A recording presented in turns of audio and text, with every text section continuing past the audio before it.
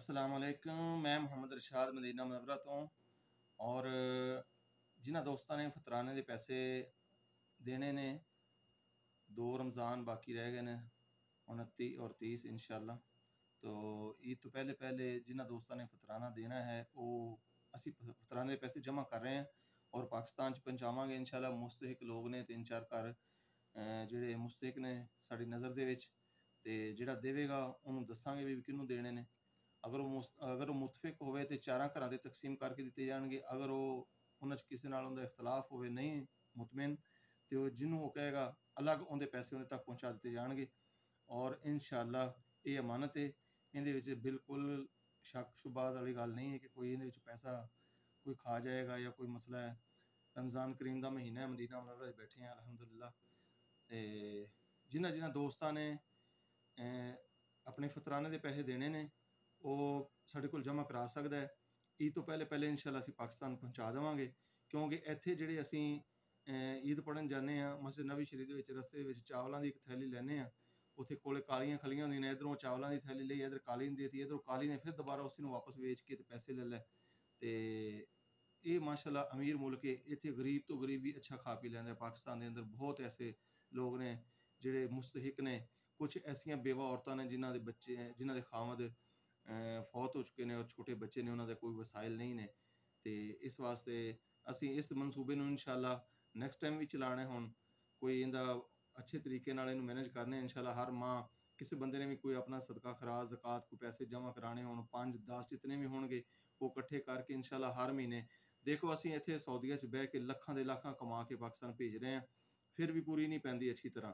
ਤੇ ਜਿਨ੍ਹਾਂ ਦੇ ਵਿਚਾਰੇ ਕਮਾਉਣ ਵਾਲੇ ਫੌਤ ਹੋ ਗਏ ਨੇ, ਬਿਮਾਰ ਨੇ ਜਾਂ ਕੋਈ ਐਸੇ ਵਜ੍ਹਾਤ ਨੇ, ਤੇ ਜਿਨ੍ਹਾਂ ਦੀ ਵਜੂਹਾਤ ਦੀ ਵਜ੍ਹਾ ਨਾਲ ਉਹਨਾਂ ਦੇ ਮਸਾਇਲ ਨੇ, ਤੇ ਉਹ ਦੇਖੋ ਹੁਣ ਤੇ ਅਸੀਂ ਸਿਰਫ ਰਮਜ਼ਾਨ ਦੇ ਵਿੱਚ ਅਸੀਂ ਤੇ 15-20 ਰਿਆਲ ਦੇ ਦਿੰਦੇ ਹਾਂ, ਤੇ ਉਸ ਤੋਂ ਬਾਅਦ ਪੂਰੇ ਸਾਲ ਕਦੇ ਸੋਚਿਆ ਕਿ ਉਹ ਕਿਸ ਤਰ੍ਹਾਂ ਗੁਜ਼ਾਰਾ ਕਰਦੇ ਹੋਣਗੇ।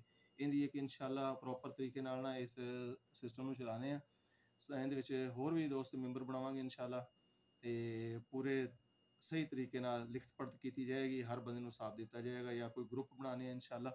ਤੇ ਫਿਲਹਾਲ ਫਤਰਾਨੇ ਦੇ ਪੈਸੇ ਨੇ ਇਹ ਸੋਚਿਆ ਹੈ ਕਿ ਪਾਕਿਸਤਾਨ ਜਿਹੜੀਆਂ ਬੇਵਾ ਔਰਤਾਂ ਨੇ, ਉਹਨਾਂ ਦੇ ਬੱਚੇ ਯਤੀਮ ਨੇ, ਉਹਨਾਂ ਵਾਸਤੇ ਰਾਸ਼ਨ ਦਾ ਬੰਦੋਬਸਤ ਹੋ ਜਾਏਗਾ। ਈਦ ਤੋਂ ਪਹਿਲੇ ਇਨਸ਼ਾਅੱਲਾ ਅਸੀਂ ਪੈਸੇ ਪਹੁੰਚਾਵਾਂਗੇ ਕਿਸੇ ਵੀ ਤਰੀਕੇ ਪਾਕਿਸਤਾਨ। ਤੇ ਜਿਨ੍ਹਾਂ ਦੋਸਤਾਂ ਨੇ ਪੈਸੇ ਦੇਣੇ ਹੋਣ ਉਹ ਮੇਰੇ ਨਾਲ ਰਾਬਤਾ ਕਰ ਸਕਦੇ ਨੇ। ਮੇਰਾ फ़ोन नंबर है 057 452 3728 052 452 3728। ਇਸ ਨੰਬਰ ਤੇ ਮੇਰੇ ਨਾਲ ਰਾਬਤਾ ਕਰ ਲਓ, ਮੈਨੂੰ ਕਾਲ ਕਰੋਗੇ, ਮੈਂ ਆ ਕੇ ਲੈ ਲਵਾਂਗਾ ਜਾਂ ਕੋਈ ਬੰਦਾ ਤੁਹਾਡੇ ਕੋਲ ਭੇਜ ਦੇਵਾਂਗਾ ਜਾਂ ਤੁਸੀਂ ਖੁਦ ਮੇਰੇ ਤੱਕ ਪਹੁੰਚਾ ਦਿਓ। ਤੁਹਾਡੇ ਪੈਸੇ ਰਿਟੇਲ ਦੇ ਨਾਲ ਪੂਰੀ ਤਫਸੀਲ ਨਾਲ ਤੁਹਾਨੂੰ ਦੱਸ ਦਿੱਤਾ ਜਾਏਗਾ ਇਨਸ਼ਾਅੱਲਾ, ਕਿਹਨੂੰ ਦਿੱਤੇ ਗਏ ਨੇ, ਕਿਵੇਂ ਦਿੱਤੇ ਗਏ ਨੇ, ਕਿੱਥੇ ਦਿੱਤੇ ਗਏ ਨੇ। ਇੱਕ ਹਲਾਲਾ ਵੀ, ਇੱਕ ਪੈਸਾ ਵੀ ਇਨਸ਼ਾਅੱਲਾ ਜ਼ਾਇਆ ਨਹੀਂ ਹੋਏਗਾ, ਗਲਤ ਜਗ੍ਹਾ ਤੇ ਨਹੀਂ ਜਾਏਗਾ ਇਨਸ਼ਾਅੱਲਾ ਬਿਇਜ਼ਨਿਲ੍ਲਾਹ।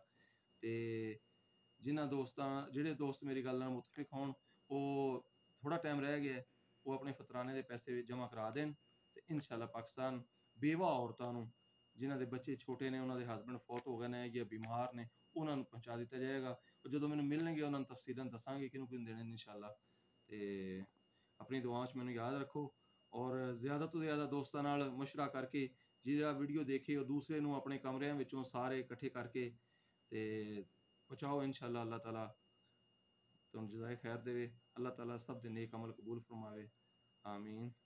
ठीक है जी, अपनी दुआओं से याद रखो। अल्लाह हाफिज़।